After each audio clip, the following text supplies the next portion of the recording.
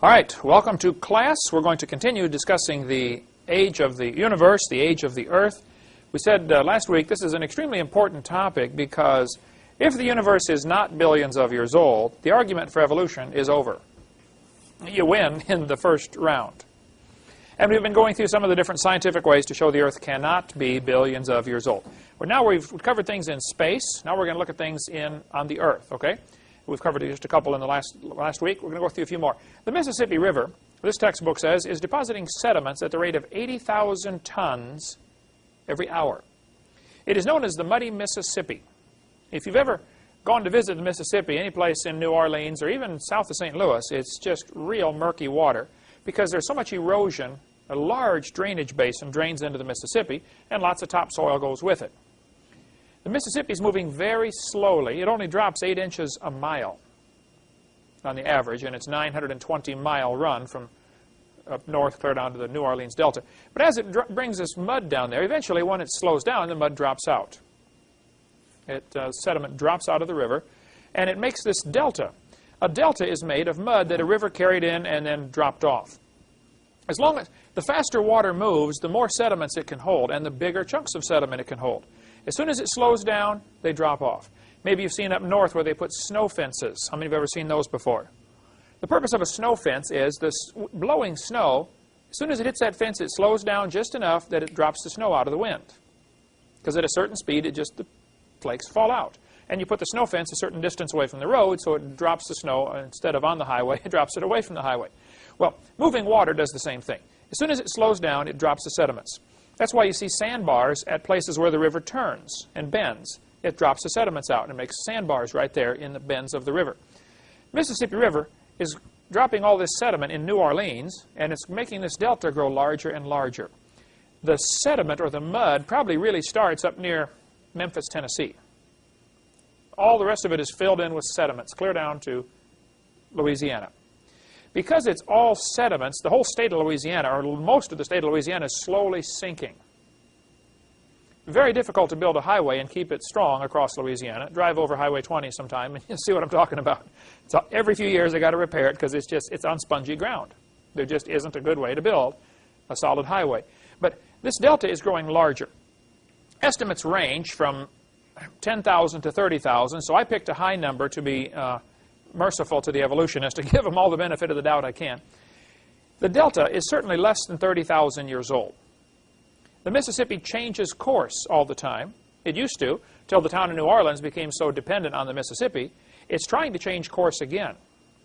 Mississippi is trying very hard to bypass the town of New Orleans, and so the Army Corps of Engineers and all sorts of smart people have been out there trying to figure out how to keep the river in this channel, because it doesn't want to stay there. Maybe you've seen projects and stuff on the news about that, but they're fighting desperately, spending millions of dollars to keep it where it is. Because if that section of the Mississippi dried up, well, the whole town of New Orleans loses a lot of industry, because now their boats can't go, and it all goes back to money. But the delta is about 30,000 years or less. So the obvious question would be, if the Earth is billions of years old, why isn't the whole Gulf of Mexico full of mud? Now, the evolutionist will say, well, it's 30,000 years. That proves the Bible is wrong, because the Bible says 6,000 years. Now, if you look through typical secular textbooks, they will say there was an ice age 10,000 years ago, and there was an ice age 30,000 years ago, and there was an ice age 100,000 years ago. Where are they getting these numbers from? They're getting the 30,000 number from this delta. This is their explanation for why there's only 30,000 years worth of mud. They'll say, well, that was the end of the last ice age. That's their answer. Well, it could be there's only 30,000 years worth of mud out there because it's not millions of years old. They say the 10,000 years for the last ice age because of the Niagara Falls problem. That's their answer. Their answer is always, well, an ice age, reset the clock and started it again. Well, maybe so, but maybe the Earth is not millions of years old. The fact is, it's not full of mud. This is a picture of the oldest tree in the world. It's called the bristlecone pine trees in southern California. They're in the White Mountains, way up in the mountains. Very inhospitable climate. Very little rain. The bristlecone pine, the largest one, they call it the oldest one, I'm sorry. They call it the Methuselah tree, is the nickname for it, for obvious reasons. The Methuselah tree is 4,300 years old. Now you need to understand, tree ring dating is not an exact science. Trees, the rings on a tree do not indicate summer, winter, summer, winter. They can indicate lots of rain, lots of rain, no rain. I met a guy a few weeks ago at a church I was at. He said, Brother Hovind, I have been raising trees to make walking sticks, professional, expensive walking sticks for rich people. Oh, I didn't know there was a market for that, but that's what he does. He carves these fancy walking sticks for people. He says, I have raised thousands of trees and made these walking sticks. He said, I raised my trees for 7 years, cut them down, and they always have an average of 11 rings in 7 years. Well, how do you get 11 rings in 7 years if they're annual rings? See, they aren't annual rings. So tree ring dating is a far cry from an exact science, especially with these trees because they're such a gnarled mess. I mean, they kind of grow this way a while, and then they grow this way a while, and it's just not a simple science for counting these. And you don't want to cut it down to count the rings because then you found the age, but you killed the tree. So they've got a special drill. It's like a little pipe. It's hollow, and it drills a pipe into the tree, a core, and pulls out the middle part, just like they do with the ice rings, only these are much smaller. The entire pipe is about the size of the lead in a pencil. And they drill all the way into the tree and pull out this real skinny core, lay it down, and they have to count the rings under a microscope. Because these trees grow about 1 inch in 100 years. So in 1 inch, you've got 100 rings to count. When you look at the trees, they're ugly. You will swear they're dead, but they're not. They're still alive. And they don't mark which one is the oldest because they're afraid souvenir hunters are going to go up there and say, I want to have a piece of this one. And there's only so many pieces of it you can get, and pretty soon it's not there anymore. But if you go up to the White Mountains in Southern California and see the bristlecone pine trees, the oldest one is 4,300 years old. Some will say, no, they found one that's 4,600. Some will say, well, by overlapping tree ring dating with tree stumps and logs found in Indian dwellings and stuff like this, the ancient cliff dwellings, they overlap these tree ring and they get a tree ring sequence that goes back 8,000 years. Well, this is real questionable because tree ring dating, first, is not an exact science. Secondly, two trees can grow side by side and have very different ring pattern. If there's a big tree and a little tree, the big one gets all the sunlight, the little one doesn't get any. One day the big one dies, now the little one gets all the sunlight, so his growth pattern is much different. You can have two trees on opposite sides of the same mountain getting different amounts of rainfall. Because when air goes up, it drops all of its water. When it comes down the mountain, it absorbs water. That's called the rain shadow in Washington State. One side of the mountains is loaded with trees. As soon as you get over the top, it's basically desert. Because as air rises, it cools and drops its moisture. When it comes down, it warms up and absorbs moisture. So you get what's called a rain shadow on one side of the mountain. And so trees can be affected by this. So what they've tried to do to discredit the creationists on this tree ring dating question is try to find tree ring sequences where they find a tree that has several rings. You know, they look at the ring pattern where they're kind of close and then they're far apart. Then they're kind of close for several years and then far apart for a few years. They would consider these to be the good years when it got lots of rain. These would be the bad years when it didn't get much rain. Then they find another log someplace else, and they try to line it up. You know, so they got good years, bad years, good years, bad years, and this one will extend farther, and this one will extend farther this way. And so they've stretched their overlapping tree ring dating to, I don't know what the number is, probably close to 6,000 years. But this would be based on all sorts of very obvious assumptions, and it wouldn't hold up 2 seconds in a court of law. The problem is it doesn't have to hold up in a court of law. It just has to be taught in school. You just have to convince the kids of it. That's where the problem comes in right there. So the oldest living tree is 4,300 years old. Now the creationist solution to this is very simple. There was a flood 4,400 years ago that destroyed the world. And it would have wiped out everything. However, many trees can be uprooted, float around in a flood, and land, and start growing again. I mean, don't they transplant bushes and trees all the time? So in a flood situation, Noah was in the ark for over a year. That does not mean every square inch of the world was flooded for an entire year. It just means, all we know is Noah was in the ark for a year. Certain sections of ground might have only been underwater for a month. The crust of the earth would be lifting and sinking, and there would be shuffling and water sliding back and forth, carrying sediments with it, lots of mud layers being laid down during this flood. So when I say the flood lasted a year, it's really technically more correct to say Noah was in the ark for a year. He hit bottom in the 7th month. Now, if you have floating log mats of stuff floating around that's been uprooted and drifting around, the seeds, of course, are going to be able to survive soaked in this water for a short time and then regerminate.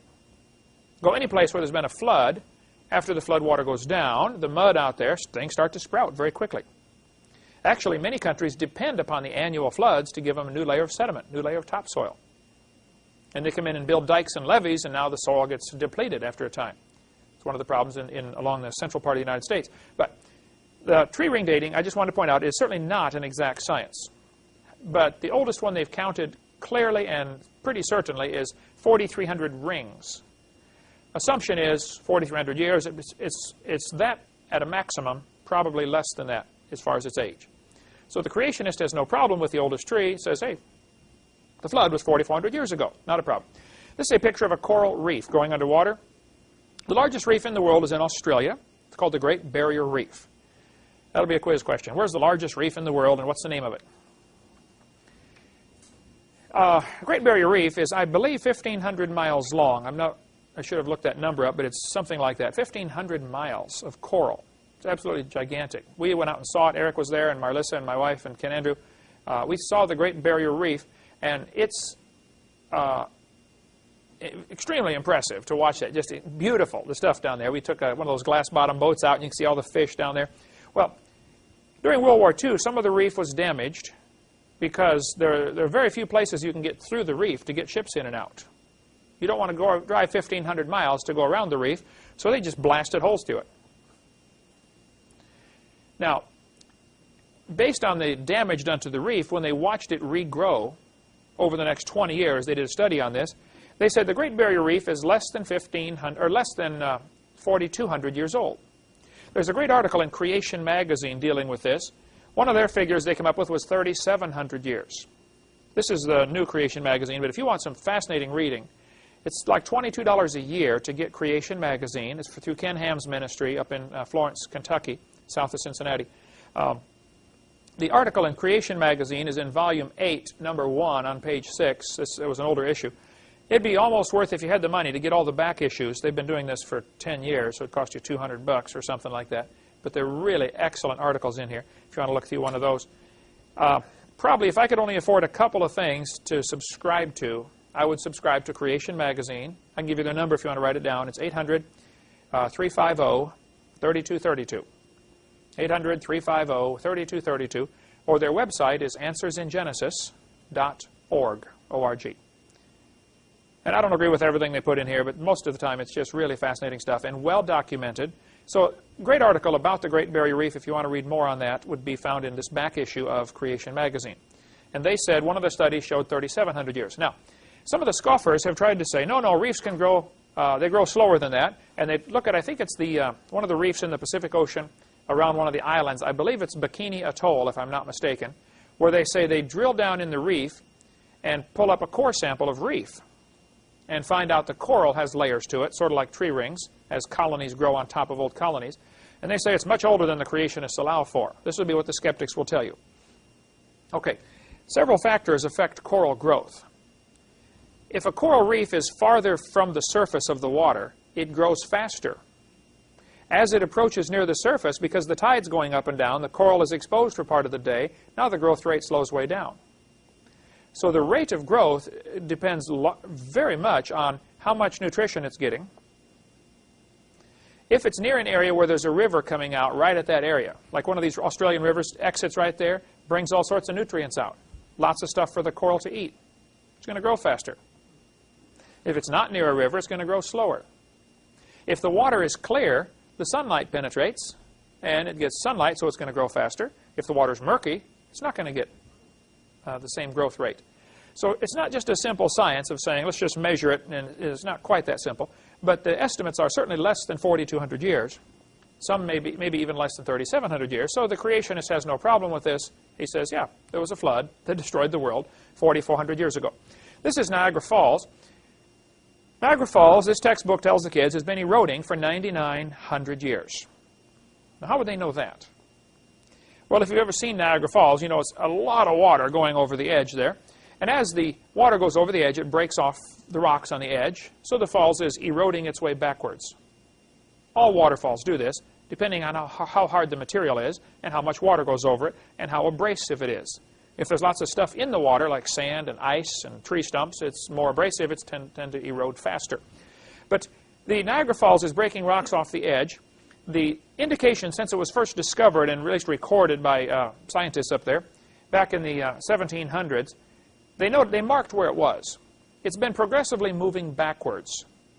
The Niagara Falls Museum Guide says it's been going 4.7 feet a year. That's what's been observed for several hundred years. Now, that doesn't mean the erosion rate's always been the same, but if you get a several hundred-year average, that's something to consider. Okay? Now, Niagara Falls flows down into what's called the Niagara Gorge, a canyon at the bottom of the falls. It's absolute. You've been there, haven't you, Eric? Saw Niagara Falls? We went over it in a helicopter, didn't we? That was amazing. Anybody else been there to Niagara Falls? Just, you can't imagine it. In 1930, I believe it was 1930, somewhere in there, they built a canal to drain the water off of the river to a hydroelectric plant. So the water has to flow through their turbines as it falls to produce electricity. Which means much or even sometimes all of the water can be channeled away and they dry up the waterfall, which stops erosion. But up until 1930, it was eroding 4.7 feet a year. Since then, it's eroded slower because they're diverting much water for hydroelectric power. They usually turn on the falls during tourist season, and for the rest of the year, they basically almost shut them down. They can divert the water to this hydroelectric plant. So they leave some going over for the tourist effect, you know. But they could, sometimes in real drought seasons, they'll have to use it all. Niagara, if you look at the Great Lakes, the 5 Great Lakes, they drain into each other. One fills up and spills over into the next one and spills over into the next one. This is the point where the Lake Erie spills over into, what's the lake above it, Ontario? Yes, Lake Ontario. So as it spills over, it runs through this little channel called the Niagara River, which is not very long. The right side, or the left side is Canada, the right side is New York. This town of Buffalo, New York is right there, and then Ontario, Canada on the other side. But Niagara Falls has moved back about 7.5 miles from where it started. You can tell where it started by the edge of the old cliff. It's moved back 7.5 miles. Now, the textbook here says it's been eroding for 9,900 years. Well, they get that number from taking, 7.5 miles divided by how fast it's moving back. Actually, they didn't do their math very well either. For this public school textbook, it should have been 8,400 years, not 9,900 years. If you take 7.5 miles times 5,280 feet in a mile, divided by 4.7, you get 8,400 years. But what do you expect? It's a public school textbook. It's not accurate in lots of other places, too. But the reason Niagara Falls is where it is because of the flood 4,400 years ago. Right after the flood was over, you would have 2 factors that you don't have today. You would have more water flowing over and softer dirt. Right after the flood, you get an earth covered with layers of sediment. It's going to take a while for that to get hard. Maybe first 10 years, it would get a certain percentage of its hardness and then gradually get harder as time goes along. And today, it's solid rock. But for the first 10 or 15 years, it was probably much, much softer.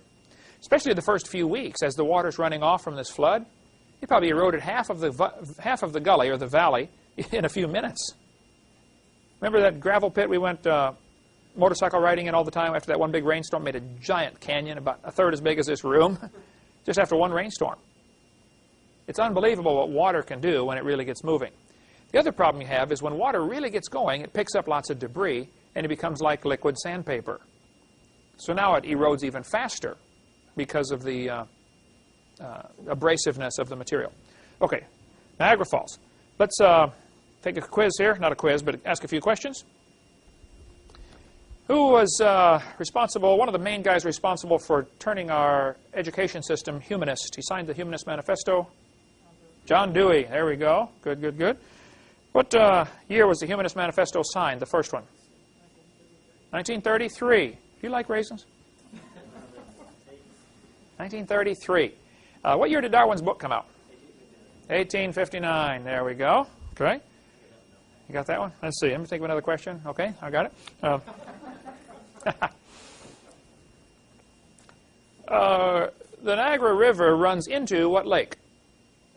Lake Ontario. Somebody got it over there, too. Who was that? Did you get that, brother? You did? We didn't get it. You'll take the raisin. Okay, good, good. How long is the valley at the bottom of Niagara Gorge?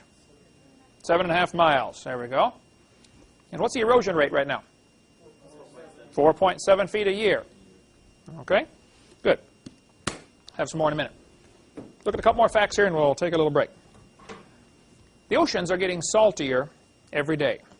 I had quite an interesting debate last night with the two very skeptical students that came to the meeting when I spoke in Alabama, and they argued about this point for quite a while.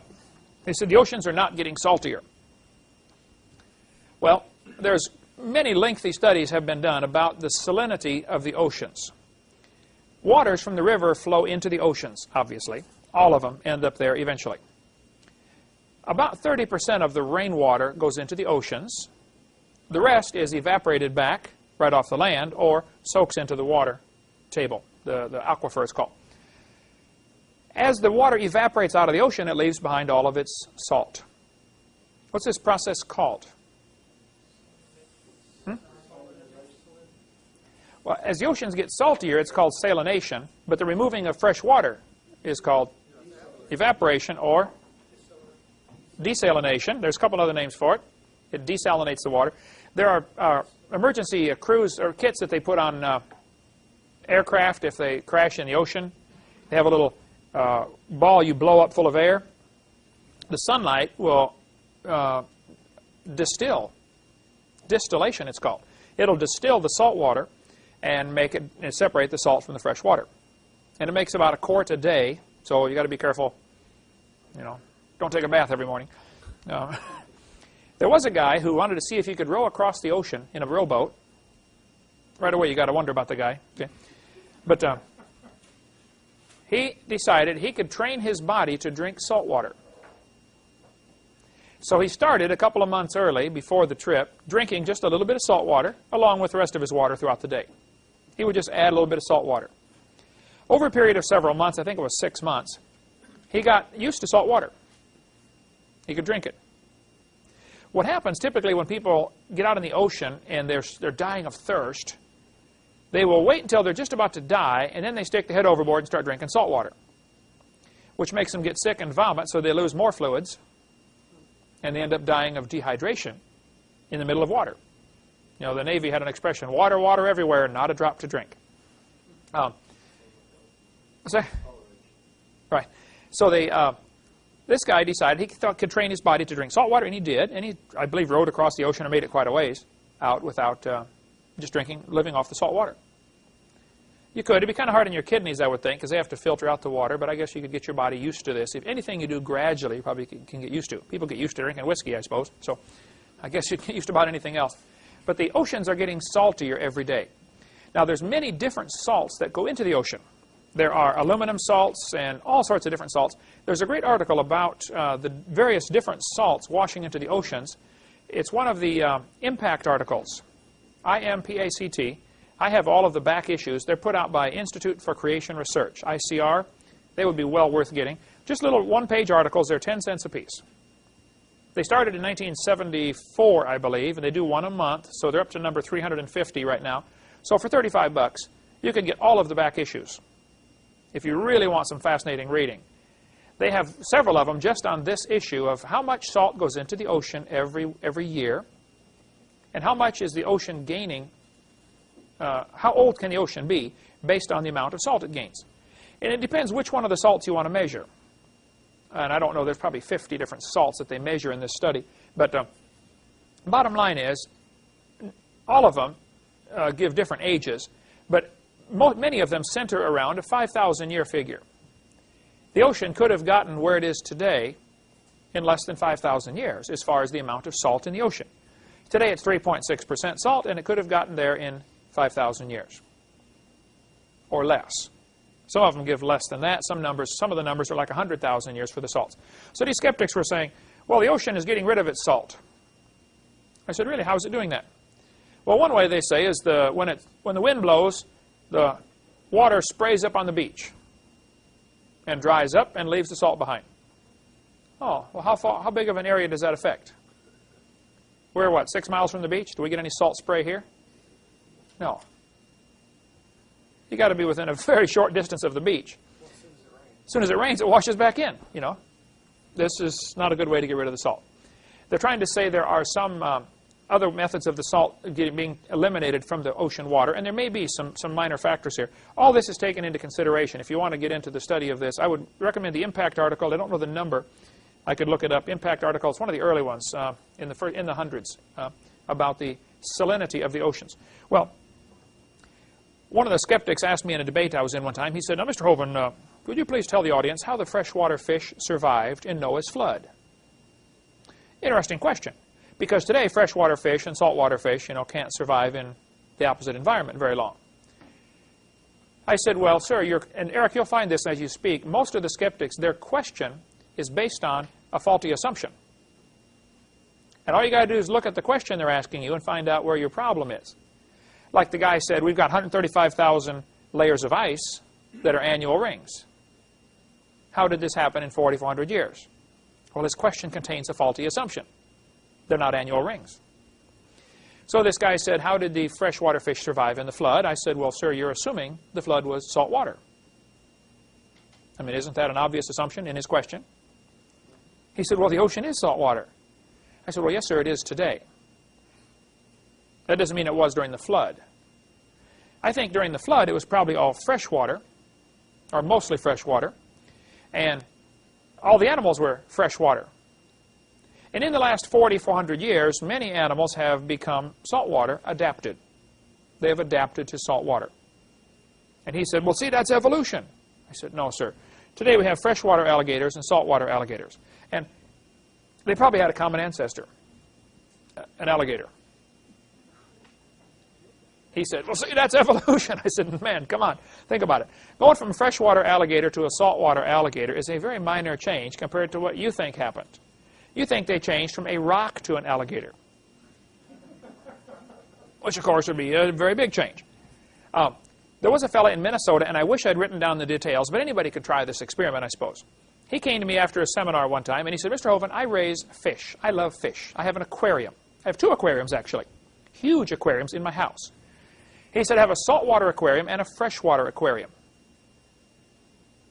He said, now I know that ocean water is about 3.6% salt. He said, I got curious many years ago. I wondered if I could mix all my fish together.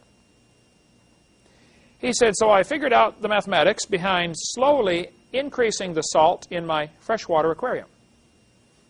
Because every few weeks you got to change the water, you know, change half of the water every 2 weeks or something like that. So he did all the math on how to add salt to his freshwater and subtract salt from his saltwater aquarium. He did it very slowly so that it took him 10 years to make the change. After 10 years, both aquariums were 1.8% salt. All of the fish doing fine, and so he mixed them all together. Now, if somebody can do that in 10 years, going from 0 to 1.8% salt, do you think in 4,400 years the fish or animals could adapt to a salt change from 0 to 3.6%? Well, that's no problem. The evolutionists are great at straining out gnats and then swallowing camels.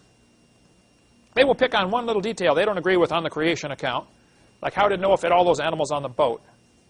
I said, well, I don't know. So I see, you couldn't be done. Just because I don't know doesn't mean it couldn't be done. Okay.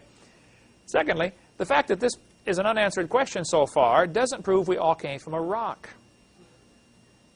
Strain out the gnat and swallow a camel. They're just really good at it. So the saltwater to freshwater change probably took place after the flood. And even today, there are huge salt domes underground that are leaking into the oceans. The ocean is gaining salt from all sorts of places. In Grand Saline, Texas, halfway from Longview to Dallas, the town called Grand Saline. Saline means salt. Years ago, it was discovered right on the surface of the ground there was pure salt. Animals would stop there and lick it all the time. So they began to dig it out and sell it. And they kept digging down and found out it's what's called a salt plume. It is absolutely enormous. There are hundreds and hundreds of people that work at this salt mine, if I understand it Here's the surface of the ground. They had seen a little patch of salt right here. It turned out to be a massive salt plume. Apparently, from way down deep inside the earth, this was hot and bubbling, and it came up and solidified just before it popped out through the surface. It's pure salt. They dig into it with bulldozers and backhoes and everything else. I mean, it's gigantic. It's many miles across of solid, pure salt. Be a good thing for you to do, Eric, is to look up salt in the encyclopedia and just read it, and you can see some of the pictures of this. And when they dig it out, of course, you can't just dig it all out because your roof falls in. So they will dig tunnels down and dig shafts off to the side. And even when they're digging off to the side, they can't dig a big area out because the roof falls in. If you looked at it from the top, they dig what's called a checkerboard pattern. They leave little squares of pillars to hold the roof up. And they dig out everything in between. And they've calculated, you know, how hard is the salt, how much weight can it hold, and how big does our pillar have to be, you know, et cetera, et cetera. They want to dig out the maximum without having it collapse on them. So they can only actually mine a certain percentage of it, maybe 40%, and the rest is wasted just as structural support. It's that way with any underground mine. They have to leave some material behind. So the salt in the ocean is not a problem for the creationists. Probably the oceans were largely freshwater at the time of the flood. There may have been some mixing of water. May have been some saltwater animals before the flood, maybe saltwater lakes like we have today. I don't know. But this is no problem we have to worry about. All right, let's take a little break, and when we come back, we'll discuss some more ways to show the Earth is not millions of years old. All right, let's continue now with some ways to show the Earth is not millions of years old. By the way, for the quiz next week, we will have, or whenever the next quiz is, we'll have one of the questions will be, what is the erosion rate of the Niagara River? And the rate is, of the Niagara Falls, the rate is 4.7 feet a year is the current rate right now. What is the evolutionist's answer to why the Niagara River or gorge is only 7.5 miles long? What's their answer to that? Ice Age, right. Not proven, but interesting theory. Okay. When water drips through the ground, yes, sir? There were any ice ages? There certainly were at least one major ice age, a couple of theories about when it was. When ice melts back, when a glacier melts back, it leaves behind obvious signs, like piles of rock that it piles up called a drumlin or a kettle lake or terminal moraines. There's obvious glacial effects that are found all over Ohio, Michigan, Indiana, Illinois. No question, ice came clear down to Kansas City, Missouri. The question is, when did this happen? And we get into that quite a bit in video number 6 of my series on the Hovind theory about when was the ice age and all this kind of stuff. Okay, when water goes through the ground, it soaks through the ground. If it is on decaying plant material, when plants decay, it produces what's called carbonic acid. Carbonic acid is one of many, many different acids. It dissolves limestone. If you take boric acid or battery acid or muriatic acid, which is hydrochloric, the same stuff in your stomach, hydrochloric acid that digests your food, you can buy muriatic acid at the hardware store for $2 a gallon, and you pour it on concrete driveways. You'll see it foam and bubble, and if you leave it there long enough, it'll eat a hole through your driveway. It'll dissolve your concrete. Eats it right off. Well, slightly acidic water, the stronger the acid is, the faster it eats the rock, okay? Particularly limestone. Well, when it rains on the forest, the dead leaves and stuff laying there are going to decay and produce carbonic acid. This soaks into the ground, and so the water soaking through the ground is slightly acidic, which dissolves limestone. And that's what makes caves down in the ground, like Carlsbad Caverns and the major cave systems all over the world. Missouri alone, just that one state, has over 5,000 known caves. Plus, who knows how many, of course, that aren't known. But the caves are, many parts of the world contain caves, and Missouri, Arkansas has lots of them because there's just lots of limestone. So this acid dissolves the limestone. When it starts to drip, this water dripping containing the dissolved minerals, the air blows past, evaporates the water, and leaves the minerals behind, and it starts to leave a formation. In a cave, if it's hanging from the ceiling, it's called a stalactite, sticking tight to the ceiling. If it's sticking on the ground, it's called a stalagmite. If they join together, it's called a column. And if it just drips out of a long crack across the ceiling, it makes what's called a ribbon. There's a long ribbon shaped like a piece of something. And they have all kinds of fancy names for them when you go into the cave. They say, oh, this is the bacon formation because it looked like a piece of bacon or something. Of course, they're trying to get your tourist dollars is bottom line. But the fact is, caves are filling in with stalactites or stalagmites. Whether it's hanging on the ceiling or sitting on the floor or just making a big pile, it's called flow stone because it's rock that was flowed into place, for lack of a better phrase. This picture shows Carlsbad Caverns in New Mexico, and it says, this unfinished symphony was started 250 million years ago. Now, how do they know that? Well, somebody measured how fast these things grow, and then they calculated it takes 1,000 years to grow an inch. And based on somebody's test that it takes 1,000 years to grow an inch, they measure how big this is in, Carlsbad Caverns and say, wow, this took 250 million years. Well, this is just plain not true. Those things grow very quickly. Here's a bat covered up with flowstone before he could even rot. National Geographic, 1953, October issue. Now, how long would it take a bat to rot after he died? A few days, a couple of weeks, maybe at the most. In a cave where it's, dark and cool, he may last longer, maybe a month. But something else is going to eat him, right? Certainly not millions of years. We could agree with that, right? The decay rate may vary greatly depending on lots of factors, but certainly not millions of years. Most caves are about 55 degrees. Summer and winter, doesn't matter. It's about 55 degrees down in a cave. So the bat's not going to be refrigerated. It's not like a refrigerator. It is chilly, but it's not below freezing. This bat covered up with the flow stone indicates it certainly did not take thousands of years for this to happen. Under the Lincoln Memorial, down in the basement of the Lincoln Memorial, there are stalactites. Now, this picture was taken back in the 60s. These are 50-inch long stalactites called a soda straw stalactite. Very long, skinny stalactite. Over time, it'll get longer and fatter. It'll thicken up. Now, the Lincoln Memorial was finished in 1922. This picture was taken about 1960-something. So in 40 years, you get a 50-inch long stalactite. So tell me, do they grow an inch every 1,000 years? No. Something is wrong with their calculations, right? This is from Fort Pickens. If you go down to Fort Pickens, they've got the old Confederate fort made out of brick. Then they've got the newer fort, which is also fenced off because it was built for World War I believe. It's all concrete and steel, but the steel is all rusting, so they've got that part fenced off. How many of you know what I'm talking about out there? The new Fort Pickens that you can't even get in. If you can get a guide to take you in there, unlock the gate, and go into the Fort Pickens that was built for World War... Does anybody know, was it World War I or World War II? The part that's fenced off. I don't remember either, but I heard it one time. World War I, coastal batteries? Okay. In there, all over inside this fort, the old part of the fort, which has not been used, not even open to the public for many years because it's unsafe, with everything falling apart in there, there are stalactites. One guy told me he went in there and saw off the electrical conduit boxes 16-inch stalactites. I sent a friend of mine in there some years ago, and he went down, talked to the guide, got permission to go in. He found some 2-inch stalactites growing off a refrigeration shed. Now, they say it takes 1,000 years to grow an inch. I would say this is indication they are not correct, right? This mine was closed down in Australia. 55 years later, they decided to go in and check out the old mine and see what's going on in there. And when they close down a mine, they usually seal the doors shut with concrete and everything because you don't want kids wandering around in there.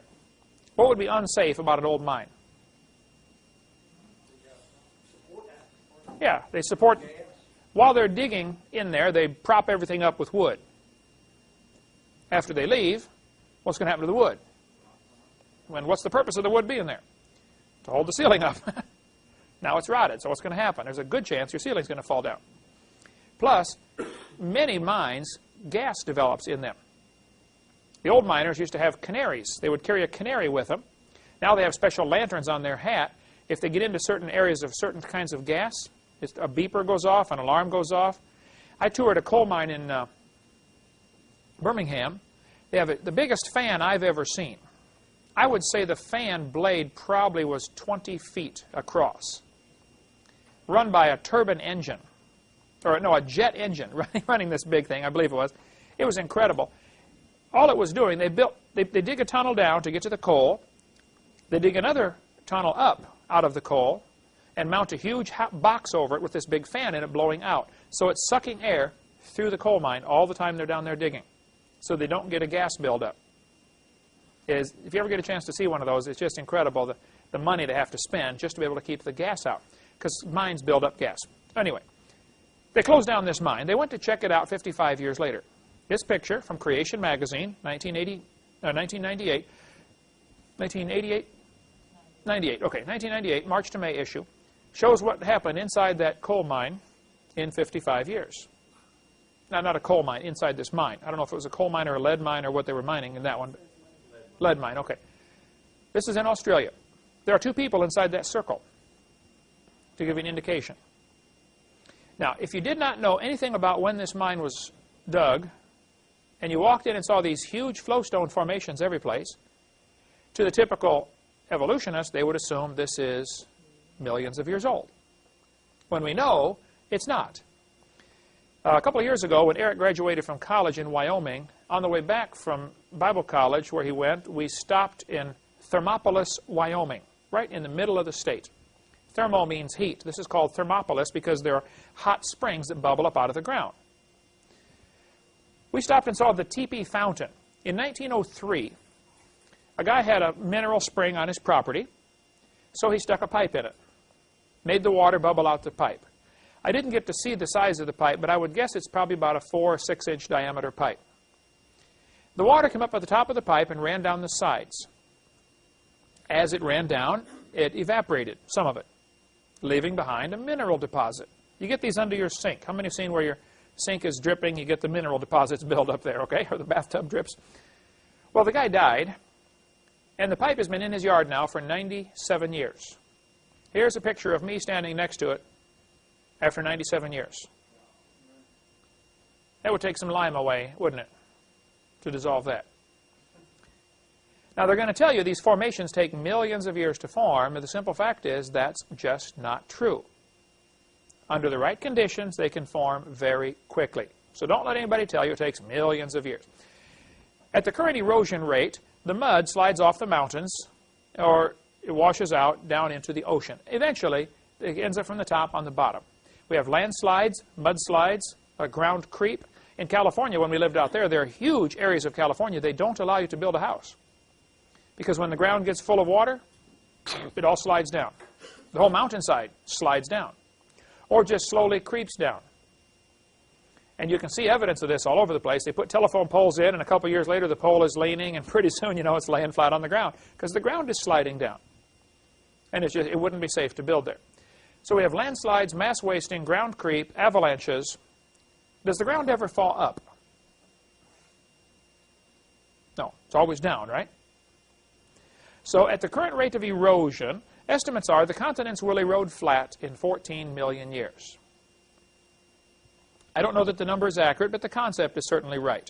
The book In the Beginning by Walt Brown has great information on erosion rate of the continents, if you want to get more on that. Now here they're going to tell us we've got fossils that are 600 million years old. Well, that's 300 times older. They should have washed out to sea 300 times. It's a fact the mountains are eroding flat. They're going to erode away. So the evolutionist answer to this is, yeah, but mountains are lifting up all the time. Okay. But if your mountain is lifting up, at the same time the dirt's washing off, any fossils more than 14 million years old are going to be washed out to sea. So how can you have fossils more than 14 million years old? Any place in the world.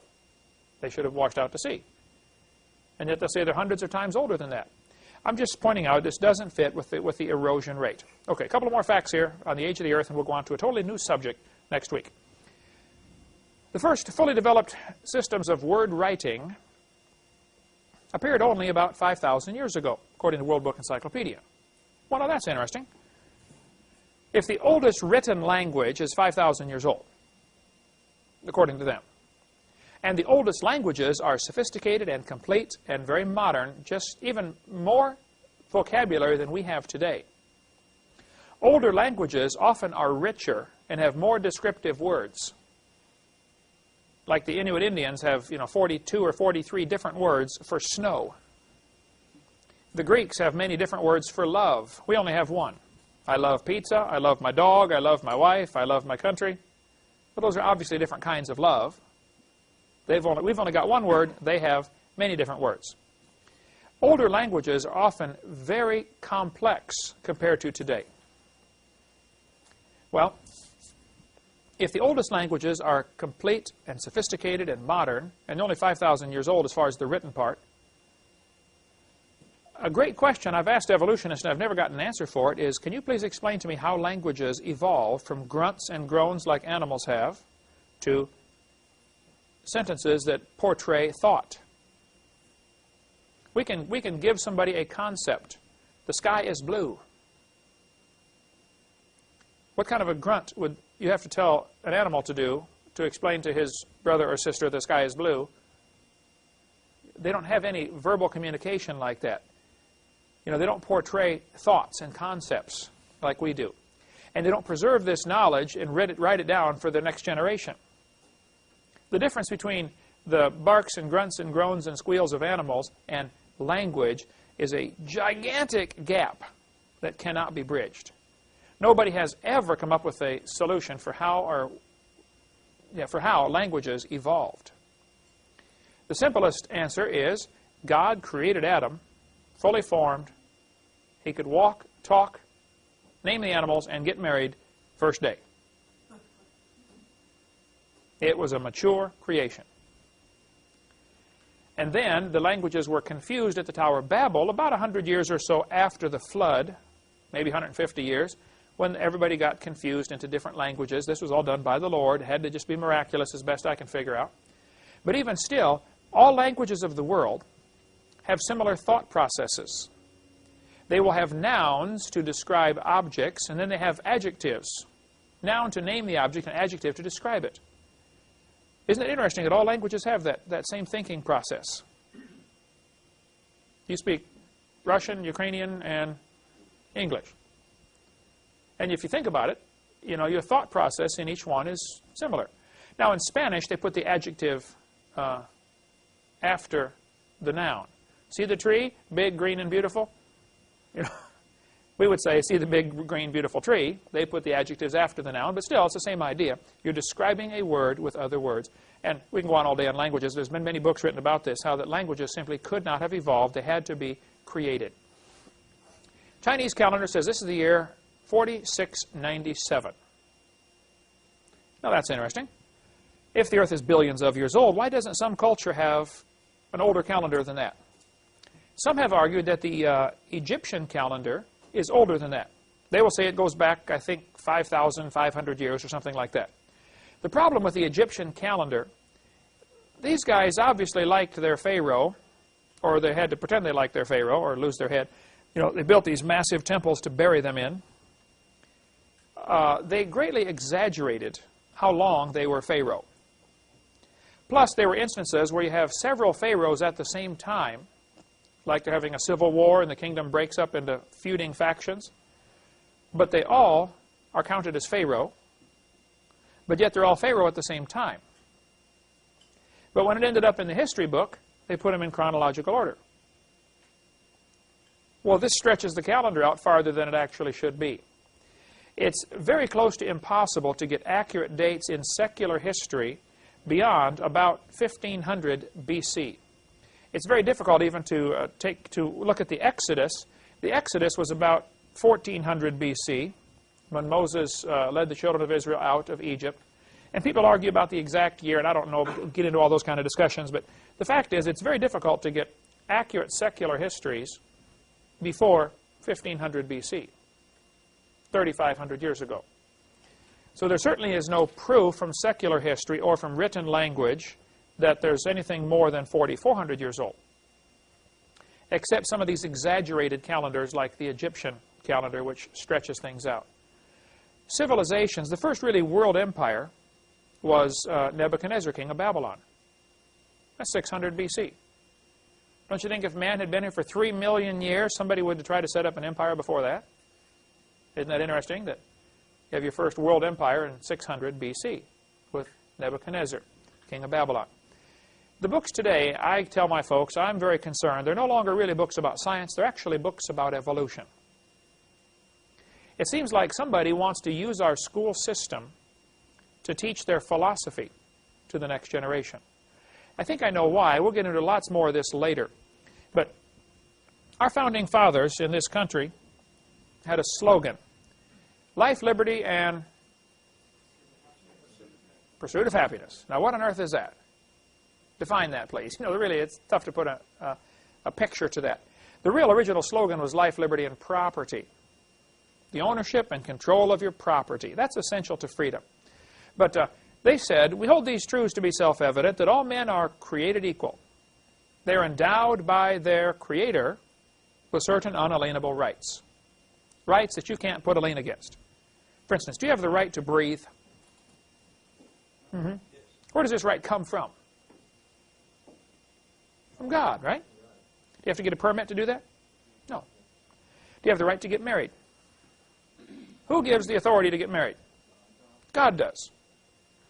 About 100 years ago, some people got tricked into getting state permission to do something God already said they could do. And there was no such thing as a marriage license until about 100 years ago.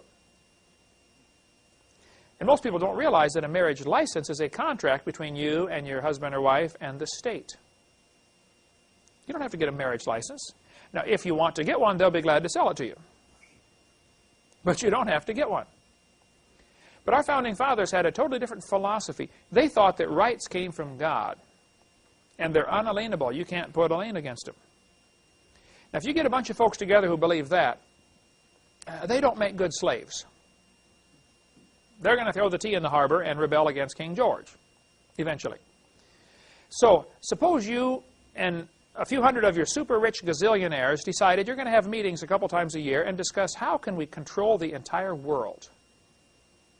We would like to have us, the smart guys, be the rulers of the world, and everybody else be our rice farmers, our slaves. Now, in Egypt, when Joseph became the ruler of Egypt, what percentage of the profits did he take away from the people? Anybody remember? What was their tax in Egypt? 1/5. That's 20%. You know how much of your income goes to taxes in America today? 45 to 50%. The slaves in Egypt were better off than we are, weren't they? They only took 1/5. Throughout the Scriptures, you see that where 10% belongs to God and 10% or 20% max would go to the government. You got to have taxes for certain things. I understand all that, and I pay lots of taxes, okay?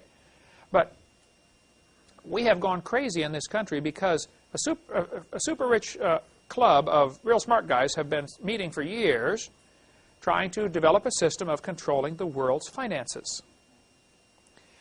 And one of the key ingredients in getting a one-world government, which the Bible prophesies will come, one of the key ingredients is you have to get people believing there is no creator.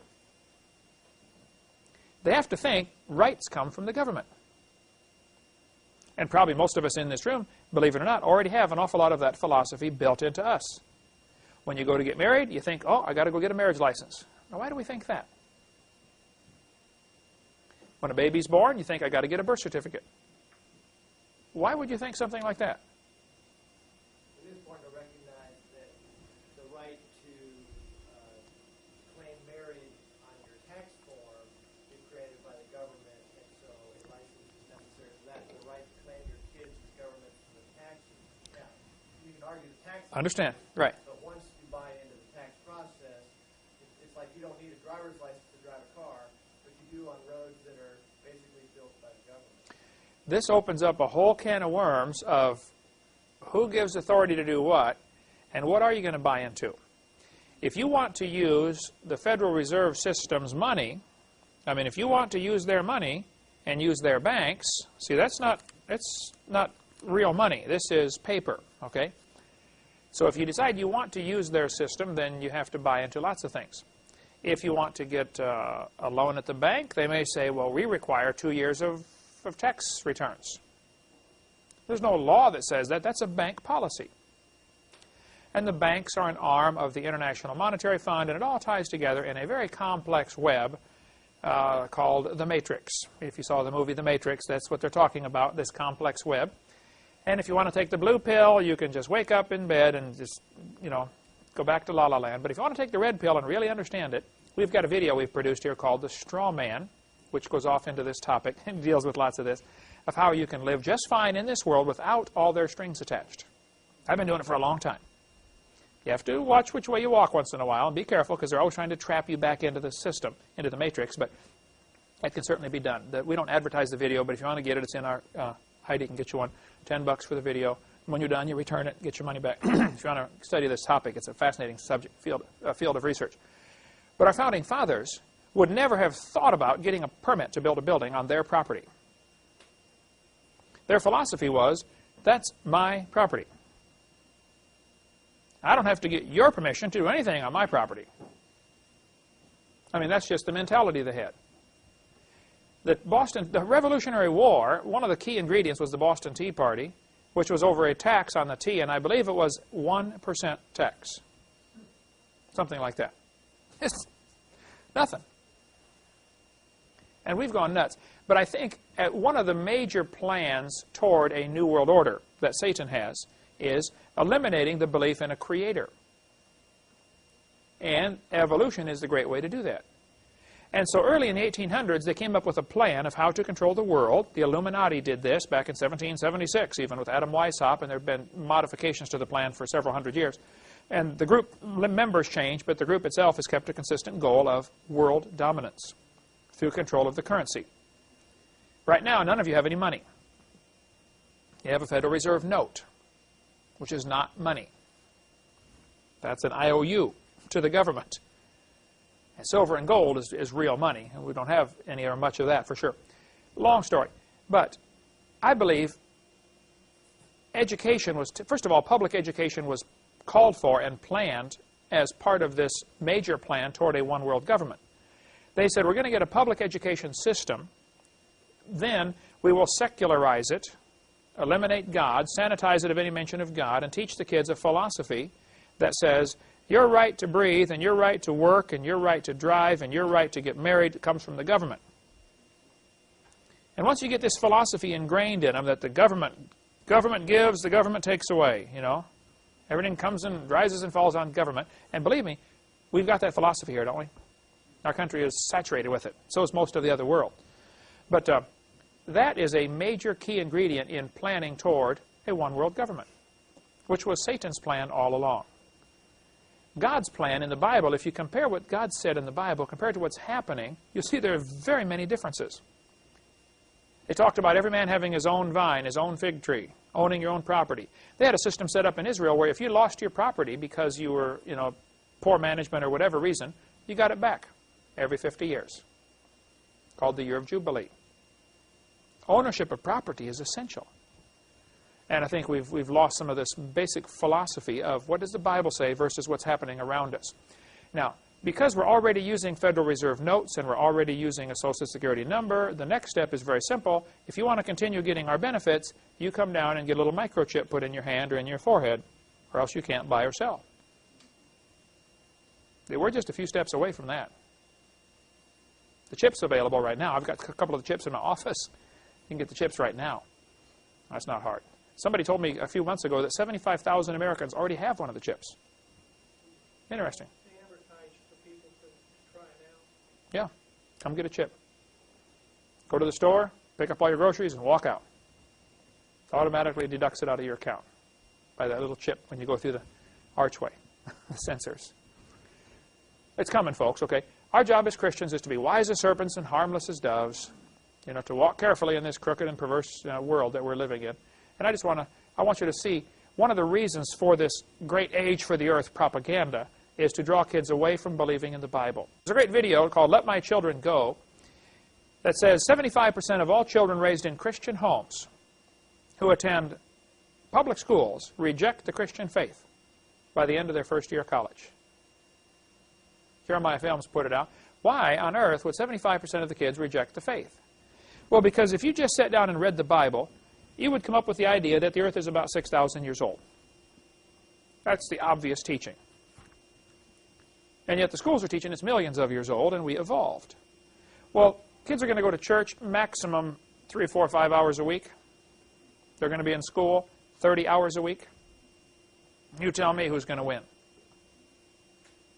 Plus, nearly 100% of the kids go to school, and less than 100% go to church. And that's what the humanists have counted on for years. We'll get into lots more on that when we get into what's on my videotape number 5 about how evolution is the root philosophy for communism, socialism, Marxism, and how they've said all along, we're going to infiltrate the school system. John Dewey was one of the leaders of one of the teachers' colleges in Vermont. They turned out teachers with his philosophy of humanism. Those teachers ended up being deans and superintendents of school systems, which trained more teachers. And from 1930 until today, it's been a steady encroachment of getting humanist or communist-minded teachers into our school system. And we're saturated with them. And they're teaching this philosophy that of humanism. There is no God. Government is ultimate authority. I'm in favor of obeying the government. But I've got a higher authority yet. And if there's a conflict, I'm to obey God. All through the Bible, you see this principle. They got in trouble because they obeyed the higher authority. They got beaten, stoned, killed, sawn in half. You name it, it happened to them because they had that philosophy. And the problem with Christians is we don't fit into the New World system very well because if you're a good Christian, that'll be your philosophy. I'll obey the government as long as there's no conflict between what God told me to do and what you're telling me to do. Christians make great citizens because their God tells them one of your jobs is to obey your government until there's a conflict. Then you obey me. The king says, bow down and kiss the idol. Sorry, I can't do that. Well, I'm going to throw you in the furnace. Well, okay, then throw me in the furnace. I'm just not allowed to do that. I have a higher authority.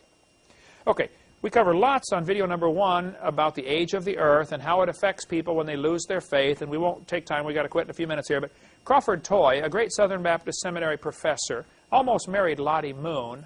Anybody go to Southern Baptist Church here? You've heard of Lottie Moon. Every Christmas they have the Lottie Moon offering. Used to, okay.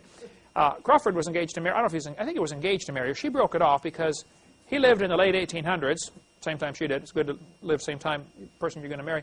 But he began to doubt the Bible over that question of how old is the earth. In the late 1800s, a lot of people were teaching the earth is millions of years old. And the Christians didn't really fight that. They accepted it. And they tried to incorporate it into the Bible with the gap theory and the day-age theory, and they just plain compromised. Well, Crawford said, the Bible intends to teach a plain 6-day creation. The Bible is simply in error.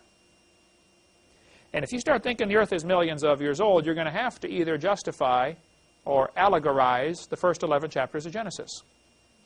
Many great preachers today will say, oh, the Bible's a wonderful book, and I believe it. Now, the first few chapters is probably an allegory, but the rest of it's great. And that's what they do. Or they try to get rid of the first 11 chapters by saying, or they try to include evolution by saying there's a gap between verse 1 and verse 2. Or that each day is not really a day, it's millions of years for each day. We'll get into those theories coming up soon, about the gap theory and the day-age theory and how they just simply are not true. But that'll all be covered on probably in the second course on this topic. All right, quiz questions. What do we got so far, Heidi, for next week? Not much, huh? 2. We need to get a few. Here's another one. What percentage of kids lose their faith going through public school? 75% is the national statistics here. Some other things we talked about. Let's see. Does it take millions of years for a flowstone to form? No. No, happens very quickly. Let's see, we also talked about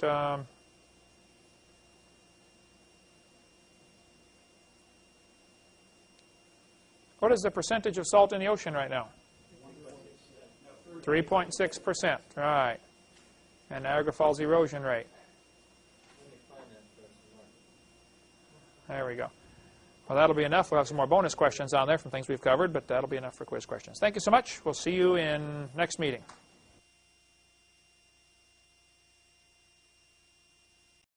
Off. Maybe you've seen up north where they put snow fences. How many have ever seen those before? The purpose of a snow fence is this blowing snow. As soon as it hits that fence, it slows down just enough that it drops the snow out of the wind. because at a certain speed, the flakes fall out. And you put the snow fence a certain distance away from the road, so it drops the snow, instead of on the highway, it drops it away from the highway. Well, moving water does the same thing. As soon as it slows down, it drops the sediments. That's why you see sandbars at places where the river turns and bends. It drops the sediments out and it makes sandbars right there in the bends of the river. Mississippi River is dropping all this sediment in New Orleans, and it's making this delta grow larger and larger. The sediment, or the mud, probably really starts up near Memphis, Tennessee. All the rest of it is filled in with sediments, clear down to Louisiana. Because it's all sediments, the whole state of Louisiana, or most of the state of Louisiana, is slowly sinking. Very difficult to build a highway and keep it strong across Louisiana. Drive over Highway 20 sometime and you'll see what I'm talking about. So every few years they got to repair it because it's on spongy ground. There just isn't a good way to build a solid highway. But this delta is growing larger. Estimates range from 10,000 to 30,000, so I picked a high number to be merciful to the evolutionists, to give them all the benefit of the doubt I can. The delta is certainly less than 30,000 years old. The Mississippi changes course all the time. It used to, till the town of New Orleans became so dependent on the Mississippi. It's trying to change.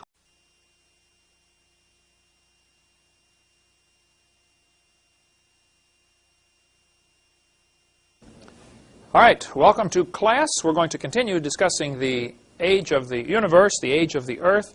We said last week this is an extremely important topic because if the universe is not billions of years old, the argument for evolution is over. You win in the first round. And we've been going through some of the different scientific ways to show the earth cannot be billions of years old. Well, now we've covered things in space. Now we're going to look at things on the earth, okay? We've covered just a couple in the last week. We're going to go through a few more. The Mississippi River, this textbook says, is depositing sediments at the rate of 80,000 tons every hour. It is known as the Muddy Mississippi. If you've ever gone to visit the Mississippi, any place in New Orleans or even south of St. Louis, it's just real murky water because there's so much erosion. A large drainage basin drains into the Mississippi, and lots of topsoil goes with it. The Mississippi is moving very slowly. It only drops 8 inches a mile on the average, and it's 920-mile run from up north clear down to the New Orleans Delta. But as it brings this mud down there, eventually when it slows down, the mud drops out. Sediment drops out of the river, and it makes this delta. A delta is made of mud that a river carried in and then dropped off. As long as the faster water moves, the more sediments it can hold, and the bigger chunks of sediment it can hold. As soon as it slows down, they drop course again. Mississippi is trying very hard to bypass the town of New Orleans, and so the Army Corps of Engineers and all sorts of smart people have been out there trying to figure out how to keep the river in this channel, because it doesn't want to stay there. Maybe you've seen projects and stuff on the news about that, but they're fighting desperately, spending millions of dollars to keep it where it is. Because if that section of the Mississippi dried up, well, the whole town of New Orleans loses a lot of industry, because now their boats can't go, and it all goes back to money. But the delta is about 30,000 years or less. So the obvious question would be, if the earth is billions of years old, why isn't the whole Gulf of Mexico full of mud? Now, the evolutionist will say, well, it's 30,000 years. That proves the Bible is wrong, because the Bible says 6,000 years. Now, if you look through typical secular textbooks, they will say there was an ice age 10,000 years ago, and there was an ice age 30,000 years ago, and there was an ice age 100,000 years ago. Where are they getting these numbers from? They're getting the 30,000 number from this delta. This is their explanation for why there's only 30,000 years worth of mud. They'll say, well, that was the end of the last ice age. That's their answer. Well, it could be there's only 30,000 years worth of mud out there because it's not millions of years old. They say the 10,000 years for the last ice age because of the Niagara Falls problem. That's their answer. Their answer is always, well, an ice age reset the clock and started it again. Well, maybe so, but maybe the Earth is not millions of years old. The fact is, it's not full of mud. This is a picture of the oldest tree in the world. It's called the bristlecone pine trees in Southern California. They're in the White Mountains, way up in the mountains. Very inhospitable climate. Very little rain. The bristlecone pine, the largest one, they call it the oldest one, I'm sorry. They call it the Methuselah tree, is the nickname for it, for obvious reasons. The Methuselah tree is 4,300 years old. Now, you need to understand, tree ring dating is not an exact science. Trees, the rings on a tree do not indicate summer, winter, summer, winter. They can indicate lots of rain, lots of rain, no rain. I met a guy a few weeks ago at a church I was at. He said, Brother Hovind, I have been raising trees to make walking sticks, professional, expensive walking sticks for rich people. Oh, I didn't know there was a market for that, but that's what he does. He carves these fancy walking sticks for people. He says, I have raised thousands of trees and made these walking sticks. He said, I raised my trees for 7 years, cut them down, and they always have an average of 11 rings in 7 years. Well, how do you get 11 rings in 7 years if they're annual rings? See, they aren't annual rings. So tree ring dating is a far cry from an exact science, especially with these trees because they're such a gnarled mess. I mean, they kind of grow this way a while, and then they grow this way a while, and it's just not a simple science for counting these. And you don't want to cut it down to count the rings because then you found the age, but you killed the tree. So they've got a special drill. It's like a little pipe. It's hollow, and it drills a pipe into the tree, a core, and pulls out the middle part, just like they do with the ice rings, only these are much smaller. The entire pipe is about the size of the lead in a pencil. And they drill all the way into the tree and pull out this real skinny core, lay it down, and they have to count the rings under a microscope. Because these trees grow about an inch in 100 years. So in an inch, you've got 100 rings to count. When you look at the trees, they're ugly. You will swear they're dead, but they're not. They're still alive. And they don't mark which one is the oldest because they're afraid souvenir hunters are going to go up there and say, I want to have a piece of this one. And there's only so many pieces of it you can get, and pretty soon it's not there anymore. But if you go up to the White Mountains in Southern California and see the bristlecone pine trees, the oldest one is 4,300 years old. Some will say, no, they found one that's 4,600. Some will say, well, by overlapping tree ring dating with tree stumps and logs found in Indian dwellings and stuff like this, the ancient cliff dwellings, they overlap these tree ring and they get a tree ring sequence that goes back 8,000 years. Well, this is real questionable because tree ring dating, first, is not an exact science. Secondly, two trees can grow side by side and have very different ring pattern. If there's a big tree and a little tree, the big one gets all the sunlight, the little one doesn't get any. One day the big one dies, now the little one gets all the sunlight, so his